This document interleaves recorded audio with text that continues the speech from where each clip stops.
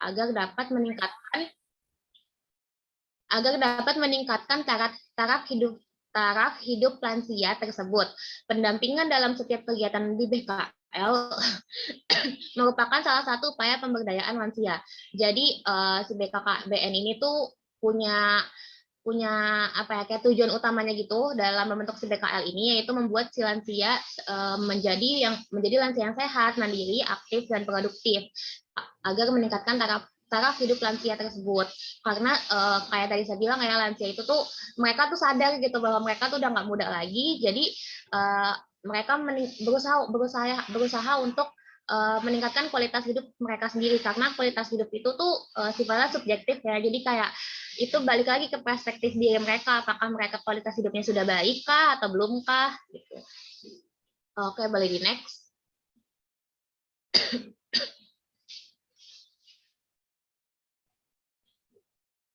Ya, di sini ada sasaran BKL.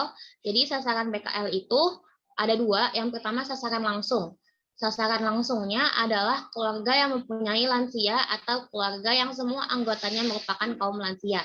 Di sini berarti misalkan si BKL ini dilaksanakan di panti jompo ya. Kalau misalkan dilaksanakan di panti jompo, berarti sasaran dari si BKL itu kegiatannya itu adalah si lansia-lansia yang ada di panti jompo itu. Atau kalau misalkan BKL ini dilaksanakan di puskesmas atau posyandu lansia atau di pusat BKKBN-nya langsung di daerah-daerah tersebut, itu berarti bisa jadi sasarannya bisa lansianya atau anggota keluarganya. Jadi itu kayak lebih ke anggota keluarganya sebenarnya. Lalu untuk sasaran tidak langsungnya itu yang pertama adalah perorangan seperti guru, ulama, atau pemuka agama, tokoh adat, pemuda, pemimpin organisasi, dan para ahli yang memiliki keterampilan di bidang psikolog, perawatan, kebidanan, dan dokter. Misalkan BKL dilaksanakan di rumah sakit, atau misalkan BKL dilaksanakan kayak tadi ya di panti-panti jompo gitu. Nah itu nanti si sasaran tidak langsungnya itu berarti kayak suster-suster yang mengasuh si lansia-lansianya itu. Oke, boleh di next. Yang di sini ada 7 dimensi lansia tangguh.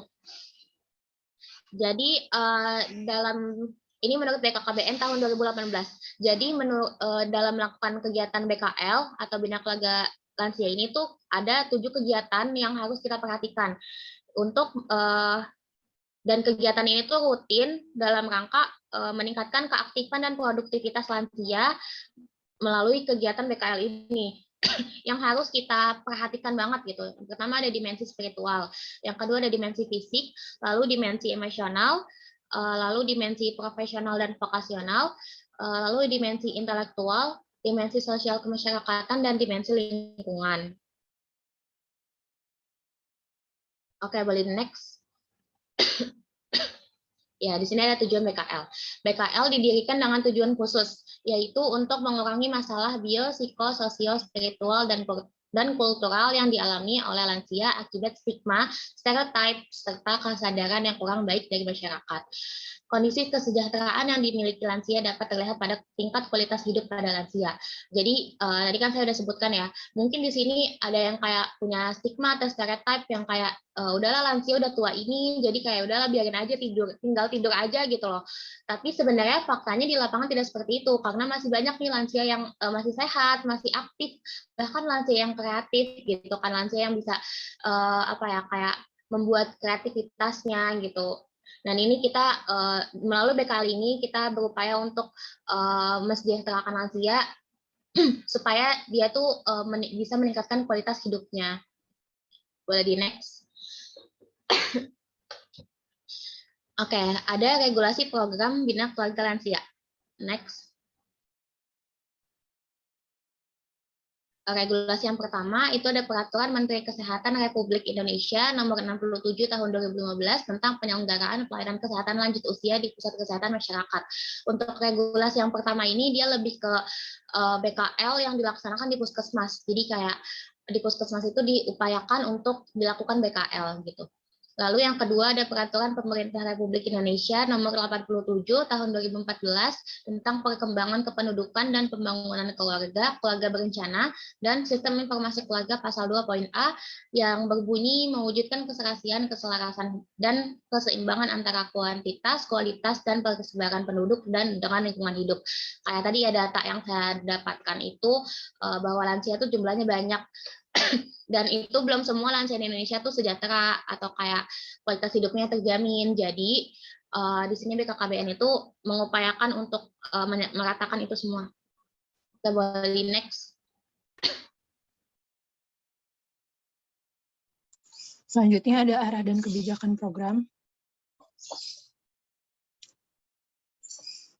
Adanya upaya promotif, preventif, kuratif, dan rehabilitatif untuk meningkatkan kualitas dan kesejahteraan lansia dalam mewujudkan lansia bertakwa, mandiri, produktif, dan bermanfaat bagi keluarga dan masyarakat melalui kepedulian dan peran keluarga.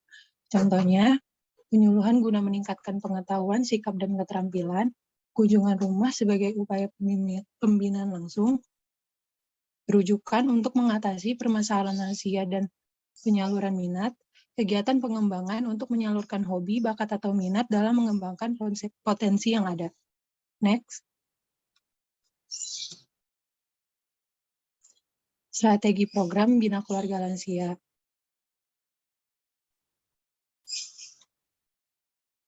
Yang pertama ada mendorong pemerintah daerah dalam menyusun legalitas hukum dalam bentuk peraturan daerah terkait kesejahteraan lanjut usia.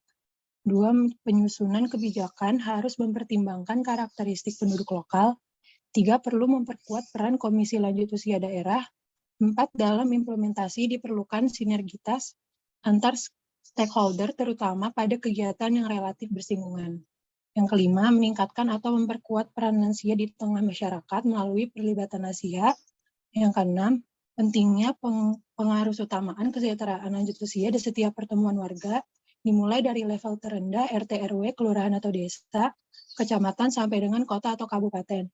Misalnya di pertemuan musyawarah rencana pembangunan. Next. Ada peran pemangku kebijakan dan peran perawat. Yang pertama ada peran pemerintah, meningkatkan mutu pelayanan dan penyuluhan kepada lansia seperti posyandu lansia, puskesmas santun lansia, pronalis dan bina keluarga lansia. Meningkatkan sarana dan prasarana kesehatan di desa-desa yang notabene menjadi tempat sebaran penduduk lansia terbanyak. Selanjutnya program pemberdayaan lansia dengan pembentukan kelompok lansia atau lebih dikenal dengan Karang Lansia atau Karang Wirda yang merupakan sarana pemberdayaan lansia di tingkat kelurahan. Yang keempat, memperbanyak jumlah dokter dan tenaga kesehatan yang memiliki kompetensi dalam hal penanganan kesehatan bagi kaum lansia. Yang kelima, memberikan insentif kepada para ilmuwan yang menghasilkan temuan terkait upaya peningkatan kualitas hidup lansia, khususnya temuan-temuan dalam mengatasi penyakit-penyakit degeneratif yang sering diderita oleh kaum lansia. Yang keenam, bantuan sosial meliputi program Keluarga Harapan atau PKH, asistensi lanjut usia atau ASLUT, dan bantuan ekonomi usaha produktif yang diberikan kepada lansia atau kelompok lansia. Next. Selanjutnya ada peran perawat. Yang pertama, perawat sebagai edukator. Perawat harus mengambil peran pengajaran kepada lansia, terutama sehubungan dengan modifikasi dalam gaya hidup untuk mengatasi konsekuensi dari gejala atipikal yang menyertai usia tua.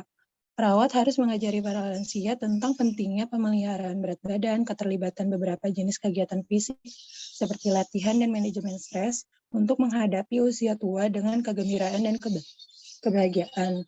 Perawat juga harus mendidik lansia tentang sarana untuk mengurangi resiko penyakit seperti serangan jantung, stroke, diabetes, Alzheimer, demensia, bahkan kanker. Selanjutnya, peran perawat sebagai motivator. Perawat memotivasi dan memberikan perhatian pada lansia karena terkadang lansia berpikir hal yang negatif sehingga mempengaruhi kondisi mental mereka. Tentu saja kalau dibiarkan terus-menerus, kondisi lansia akan semakin memburuk. Selanjutnya, peran perawat sebagai komunikator. Lansia juga butuh seorang teman berbicara ketika mereka sendirian. Ini termasuk tugas penting perawat lansia untuk mengajak berbicara kepada pasien lansia. Dengan berkomunikasi, perawat bisa mengetahui tentang keluh kesah yang sedang dialami oleh pasien. Selanjutnya, peran perawat sebagai advokat. Perawat membantu lansia dalam mengatasi adanya ageism yang sering terjadi di masyarakat.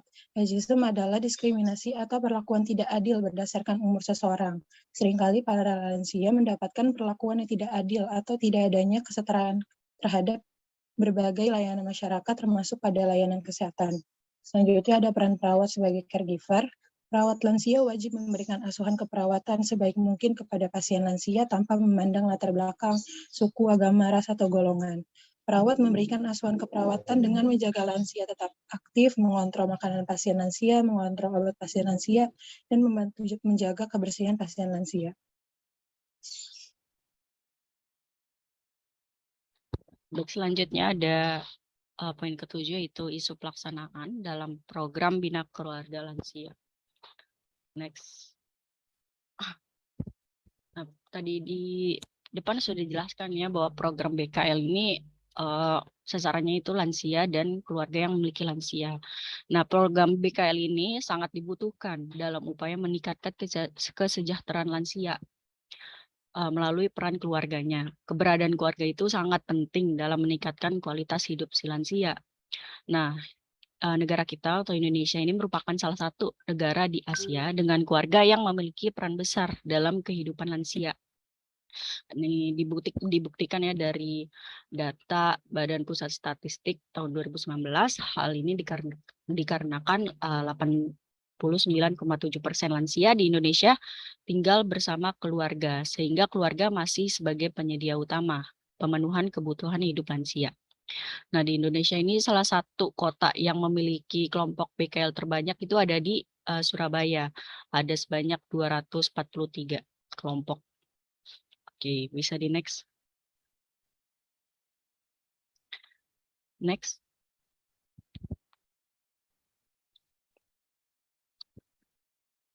Nah,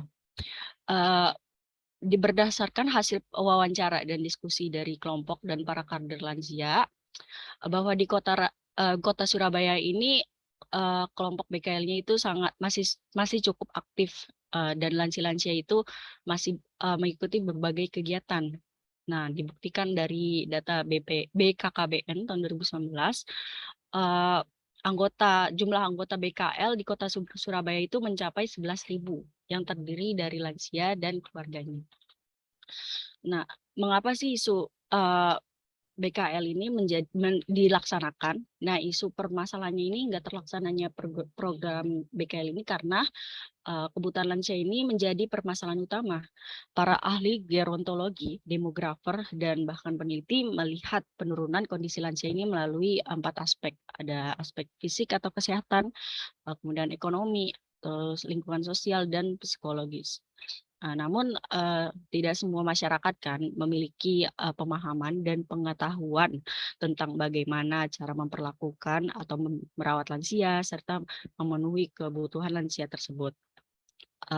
Terlebih lagi tuh bagi kelompok masyarakat yang ekonominya menurun atau ke bawah dengan rata-rata tingkat pendidikannya kan yang cukup relatif rendah. Oleh karena itu dilaksanakanlah program BKL ini untuk meningkatkan ketahanan keluarga melalui peningkatan pengetahuan, sikap, dan perilaku keluarga dalam pembinaan keluarga lansia. Bisa di next.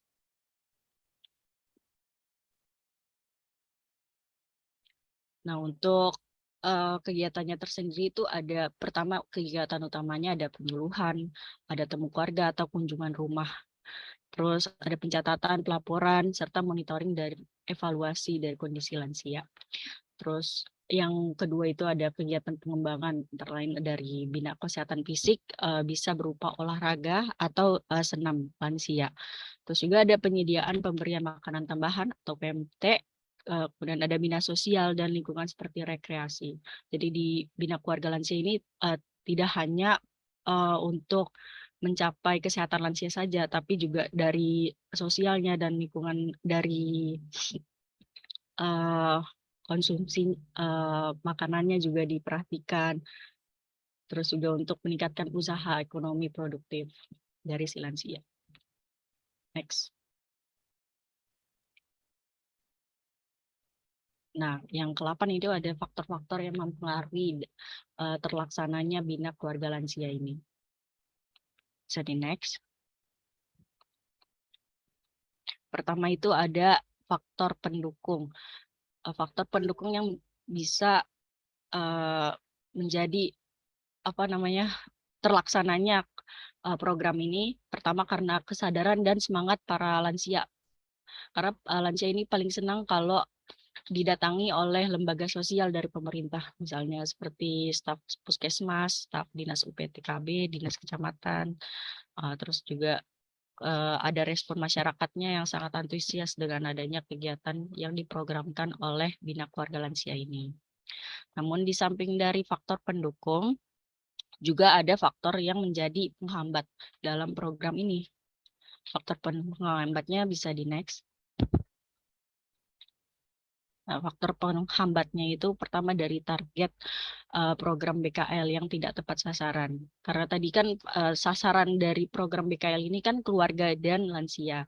Namun pada kenyataannya di jurnal-jurnal penelitian banyak bahwa sasarannya itu tidak tepat karena kebanyakan lansia yang ikut ke program ini tidak ditemani oleh keluarganya. Mereka seperti datang sendiri gitu ke program BKL ini. Terus juga ada rendahnya partisipasi masyarakat dalam program ini maupun lansia dan keluarganya. Karena program ini kan menurut mereka monoton karena cuma penyuluhan kayak edukatif. Jadi kebanyakan menjelaskan. Nah, para lansia tuh merasa bosan dengan program ini dalam program penyuluhannya. Terus juga ada kader yang terbatas secara kuantitas maupun kualitas. Nah, kader ini kan menjadi permasalahan krusial bagi kelangsungan program. Mengingat kader BKL merupakan ujung tombak penentu suksesnya kegiatan program ya. Hal ini tentunya menjadi pengaruh dari kualitas program terkait dengan informasi yang akan disampaikan pada target sasaran, gitu lansia dan keluarga.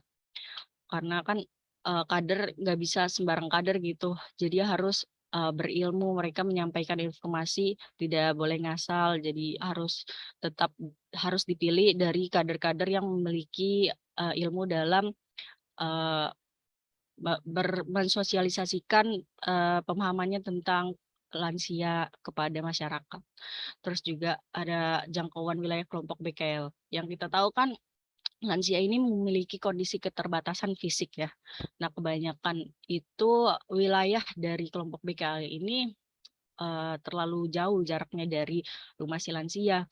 Terus juga faktor geografi di Indonesia kan, tidak semua jalan di negara kita ini semuanya mendatar kan, ada yang menanjak. Jadi faktor itu juga menjadi hambatan untuk lansia ke kelompok BKL tersebut. Terus juga ada keterbatasan anggaran. Anggaran yang berasal dari pusat itu tidak menjamin semua kegiatan yang ada dalam BKL dapat dilakukan. Oleh karena itu, peran pemerintah ini sangat diperlukan guna membantu keberlanjutan dan keberhasilan dalam program Bina Keluarga Lansia ini. Bisa next. Yang terakhir ada upaya penanggulangan. Nah, keluarga lansia ini kan masih banyak yang membutuhkan program pelayanan kesehatan dan bantuan sosial dari pemerintah, atau bisa disebut juga kebutuhan akan pelayanan kesehatan dan bantuan sosial bagi lansia merupakan dorongan untuk mereka ikut serta dalam BKL. Sehingga kalau misalnya mereka ikut serta kan bisa menekan angka ekonomi dan kesehatan di Indonesia ya yang tinggi. Terus kemudian maaf cut dulu dong. Ini masih lama tidak ya? Ini terakhir Ibu. Terakhir ya? Ya, enggak, iya. soalnya dari awal BKL terus yang dibahas. Nah, di antaranya ada kegiatan pemberian zakat dan posyandu lansia dalam rangka meningkatkan kualitas kesehatan. Seperti itu. Baik, mungkin sekian yang dapat kami presentasikan. Mohon maaf bila ada kekurangan, saya kembalikan ke moderator.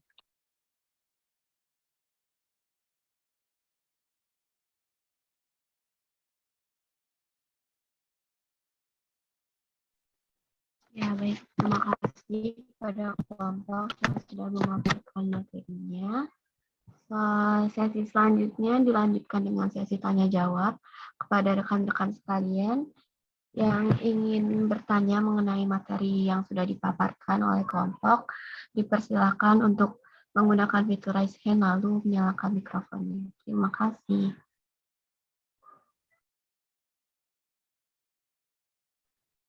Ya, baik. Karena di sini sudah ada yang menggunakan fitur raise hand, dipersilakan kepada Talita Fadiah Ulima untuk menyalakan mikrofonnya. Baik, terima kasih Kansa. Saya Talita izin bertanya kepada kelompok 11. Untuk program BKL ini, apakah ada syarat untuk lansia yang bisa ikut dengan program ini atau semua lansia bisa ikut ya?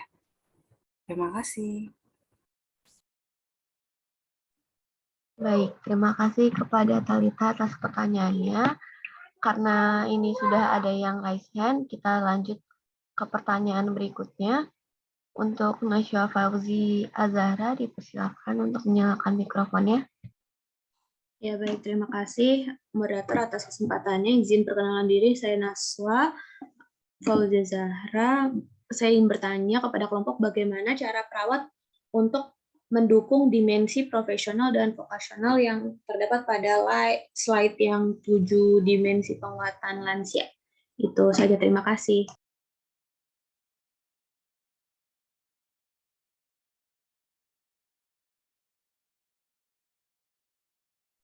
Ya, baik. Terima kasih kepada Najwa atas pertanyaannya.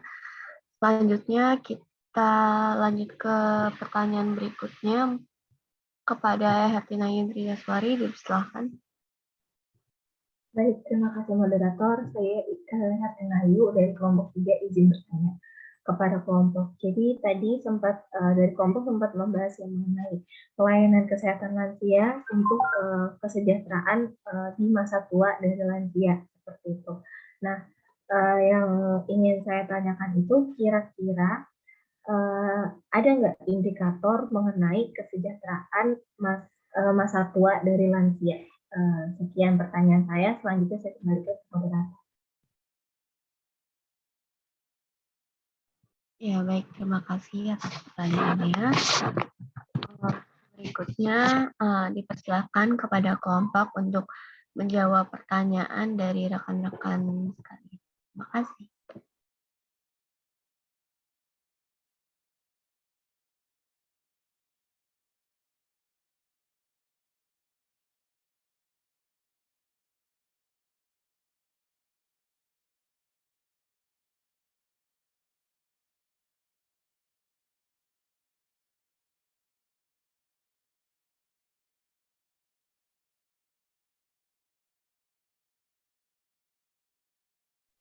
Izin masuk moderator. Ya, baik. Dipersilakan. Ya, terima kasih moderator atas kesempatannya. Saya Yumna Azizah dari kelompok izin menjawab pertanyaan dari Hertina Yu yang mengenai indikator kesejahteraan lansia.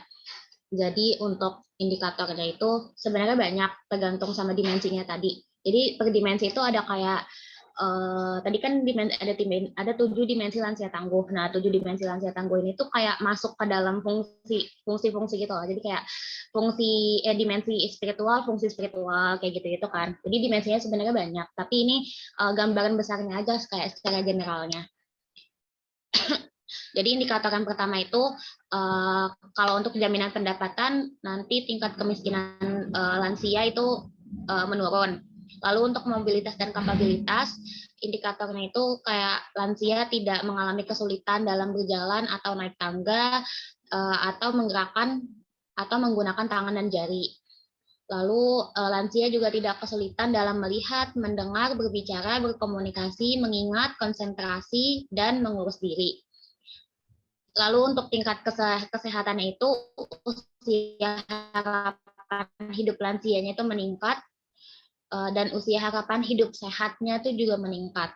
Lalu untuk yang ekonominya, lansia itu memiliki pekerjaan yang formal atau pekerjaan yang baik. Lalu untuk kondisi kejiwaannya itu lansia dapat aktif mengikuti kegiatan masyarakat di sosial masyarakat, lalu lansia tidak mengalami kekerasan atau kejahatan, lalu lansia memiliki kondisi rumah tangga yang aktif pada hal keagamaannya. Mungkin itu indikator yang bisa mengatakan bahwa si lansia itu hidupnya sudah sejahtera.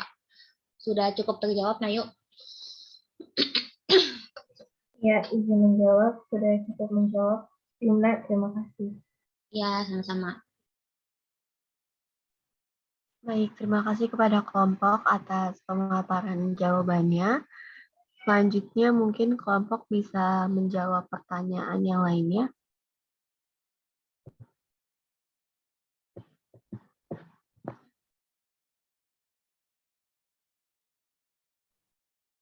Ya, mungkin sambil menunggu apakah dari rekan-rekan sekalian masih ada yang ingin bertanya ataupun menambahkan dari apa yang sudah kelompok jelaskan, silakan menggunakan fitur raise hand jika masih ada yang ingin ditanyakan. Terima kasih.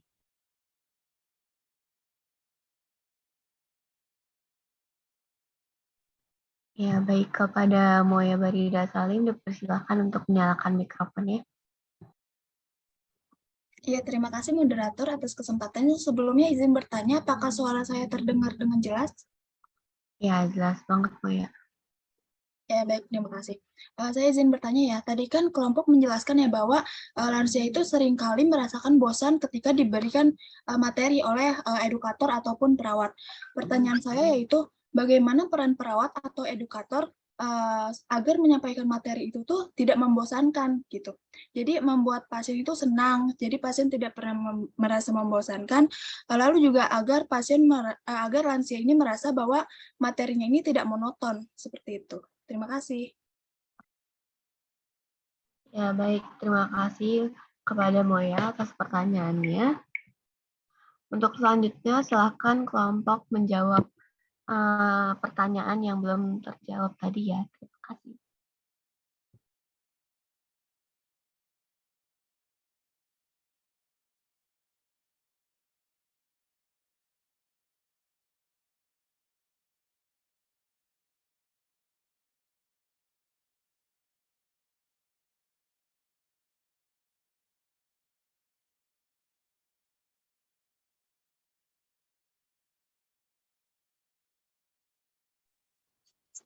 Izin masuk moderator.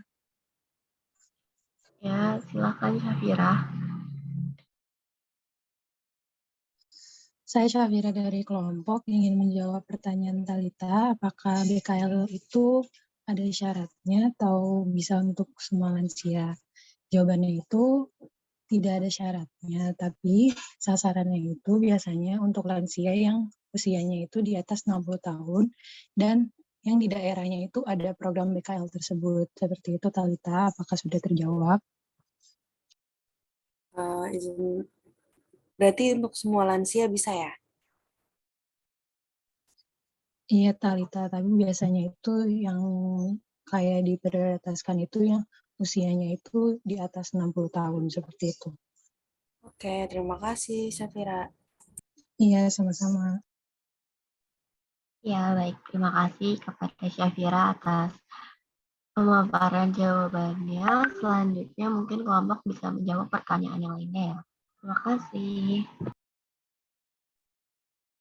Baik, izin masuk, moderator. Ya, dipersilakan. Saya izin menjawab pertanyaan dari Naswa, itu bagaimana cara perawat untuk mendukung dimensi profesional dan vokasional. Benar kan, Naswa?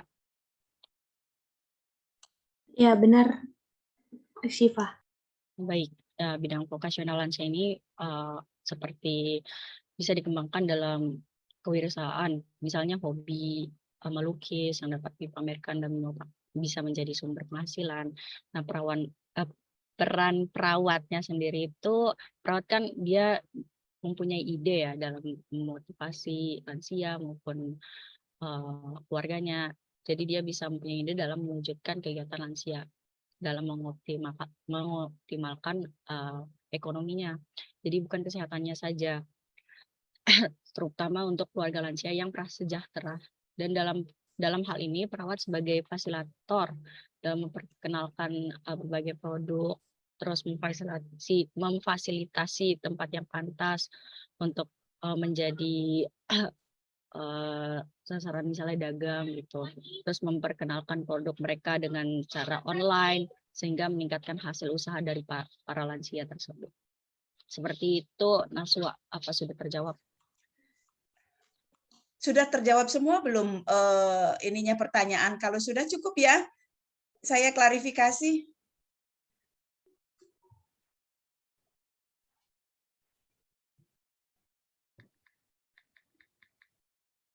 Izin Ibu, Sudah. ada satu lagi yang belum terjawab, pertanyaan dari Moya. Pertanyaan terkait apa? Terkait BKL kan, nanti saya klarifikasi aja deh. Terkait BKL ya. Iya, Ibu. Karena dari awal dibahasnya BKL. Ini tamunya sudah datang dari Kemenkes, maaf. Oke. Terima kasih semuanya ya, kelompok. Terima kasih sudah presentasi dengan baik. Materinya memang fokus program pemerintah BKL ya. Nanti saya akan klarifikasi bahwa BKL itu merupakan salah satu program pemerintah, dan itu program BKKBN bukan Kemenkes. Dan program BKL ini sekarang di masyarakat nggak jalan, tidak jalan karena apa ya? Jadi nggak ada koordinasi gitu dalam kegiatannya. Jadi agak susah kalau Anda nanti di masyarakat mencari program ini tuh agak tersendat jalannya mereka. Justru yang jalan sekarang adalah Posyandu Lansia yang jalan setiap bulan.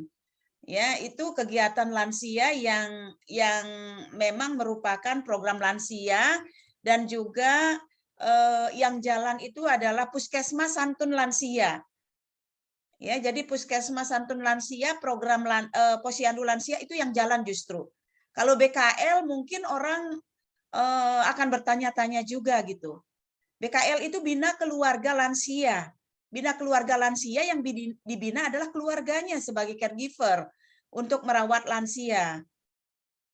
Ya, jadi lansianya tidak dibina, tetapi keluarganya yang dibina sebagai support system. Oke, saya share screen dulu ya.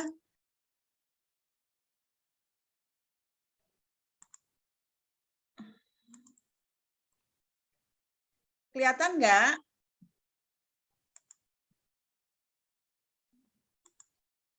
Terlihat tidak? Terlihat, Ibu. Oke, saya kasih gambaran sedikit ya terhadap kebijakan lanjut usia ini. Kalau kita bicara kebijakan lanjut usia, yang namanya lansia itu siapa? Anda sudah tahu lah. Kita harus tahu demografi dunia. Ya, demografi dunia lansia meningkat. Demografi Indonesia juga lansia pesat sekali pertumbuhannya ya. Ini nanti Anda bisa baca. Kemudian angka-angkanya ini juga Anda bisa baca. Di saat ini kita berada di 2000, ini 2020 ya, 10,70. Sekarang mungkin sudah 11 gitu ya. Jadi sekitar 11 lewat lah gitu. Nah, ini piramidnya yang terjadi. Jadi akan gemuk ya di usia lansianya. Nah, ini umur apa ya? Tren populasi, masih populasi sama dengan yang tadi, tren populasinya. Ini umur harapan hidup. Yang umur harapan hidup saat ini itu berada di 71 sekian. Ya, hampir 72. DKI itu sudah 72, udah lebih dari 72 kalau DKI. Nah, status kesehatan. Ya, status kesehatannya walaupun meningkat status kesehatan, tapi masalah penyakit tidak menular itu masih tinggi, hipertensi itu masih tinggi di Indonesia. Ya, untuk lansianya. Nah, ini kalau kita lihat hipertensi menduduki peringkat tertinggi ya untuk lansia. Kemudian kebijakan. Nah, Anda kan bicara tentang kebijakan. Kebijakan lansia itu banyak. Ini yang regional ya kebijakannya. Nah, ini yang di Indonesia. Ya, kebijakan-kebijakan yang ada di Indonesia. Ya. Yang terbaru itu adalah Rencana Aksi Nasional RAN 2020 sampai 2024. Kalau bicara tentang undang-undang itu masih lama, tahun 98, tapi masih dipakai dan sekarang dalam tahap revisi. Nah, ini tolong Anda baca untuk RAN-nya ada 6 strategi ya di kebijakan lansia, tujuannya apa, arah kebijakannya kemana. Jadi kebijakan masih secara umum. Kalau Anda bahas tadi adalah salah satu kebijakan Bina Keluarga Lansia. Ya, bahwa keluarga itu berperan. Nah, ini strategi pelayanan kesehatannya. Nih, pemberdayaan keluarga dan kelompok masyarakat di sini memang ada. Disinilah salah satunya BKL itu. Jadi banyak ya strategi yang dilakukan, tidak hanya BKL. Ini pendekatan pada lansia adalah pendekatan siklus hidup. Ya, jadi muter dia. Menjadi lansia berkualitas itu harus dirawat dari janin dalam kandungan. Jadi nggak bisa ujuk-ujuk lansia berkualitas itu kalau tidak dirawat dari awal gitu. Misalnya sekarang pralansia usianya baru olahraga dan sebagainya, nggak bisa. Nggak akan kita dapat lansia yang berkualitas. Karena kita inginnya lansia smart, kan? Tahu nggak panjangan smart apa? Smart. Tadi Anda bilang lansia tangguh, itu sama. Di sananya komponennya dengan lansia smart. Sehat, mandiri, aktif, dan produktif. Yaitu lansia smart.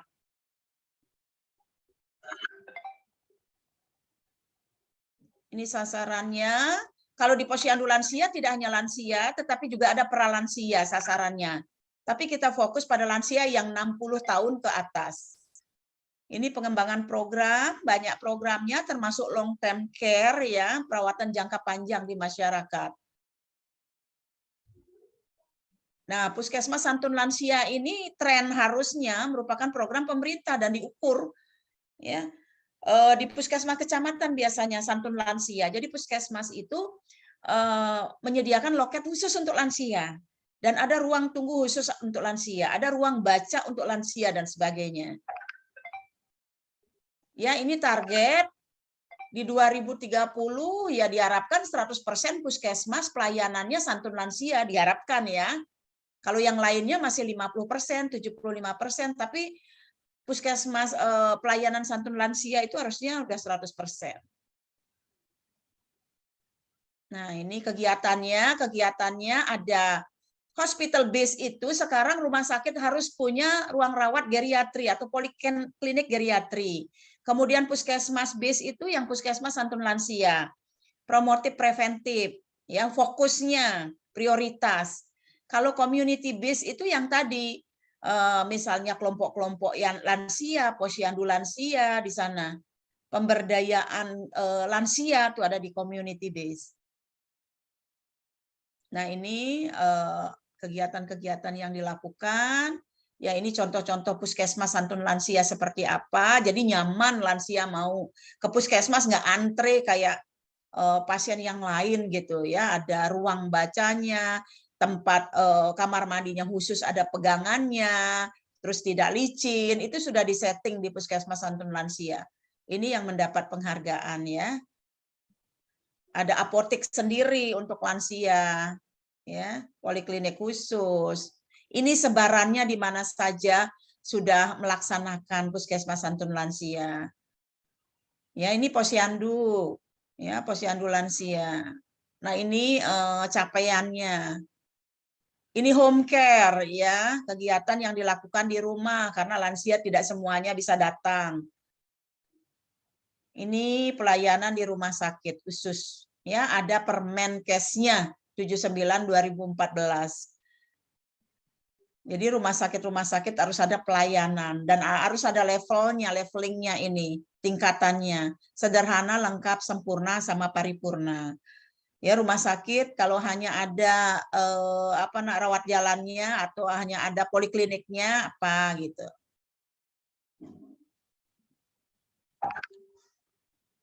Nah, ini pelayanan gerontik ya. Kalau geriatri itu biasanya pasien yang sudah dirawat di rumah sakit mengalami masalah kesehatan. Kalau di gerontik itu asuhan yang secara keseluruhan ya.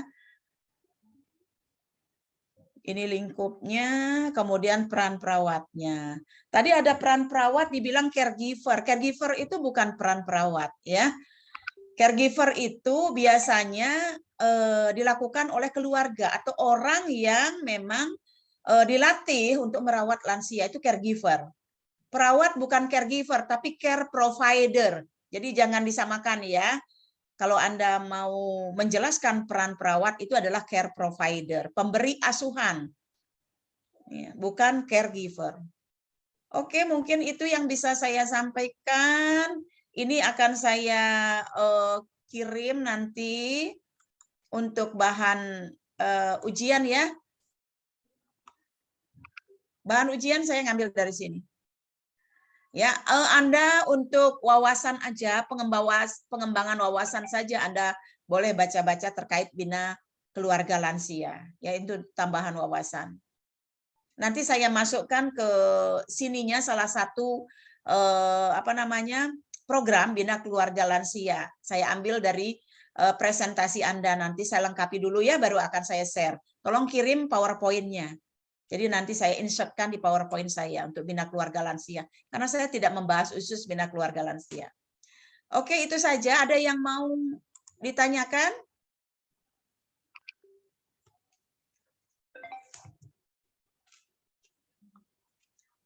Silakan difoto dulu untuk absen ya. Ya, izin Ibu untuk men-screenshot. Ya.